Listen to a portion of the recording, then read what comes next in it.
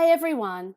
In this video, I'm going to show you how you can view the List Guardians page showing the next payment schedule in the Guardians balance.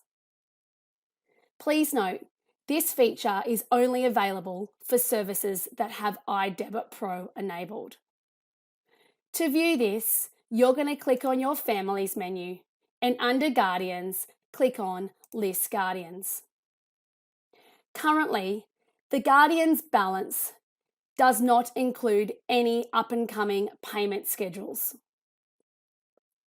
If you would like to view the Guardians balance including their next payment schedule, you can click on the Advance on the right-hand side. You can then tick Include Next Scheduled Payment. You can now see the balance has now included the Guardians' next scheduled payment. Please note, it will only ever show one scheduled payment at a time. So when we untick it, you can now see on the right-hand side, the balance has reverted back before the scheduled payment. To view the Guardian's next scheduled payment, you can either review the payment schedule report by clicking on your Reports menu and under Payments, click on Payment Schedules, and it will show the next bill date. You can also view this in the bulk payment schedules by clicking on your Families menu and under Payments, click on Bulk Payment Schedules. This will also show the next billing date.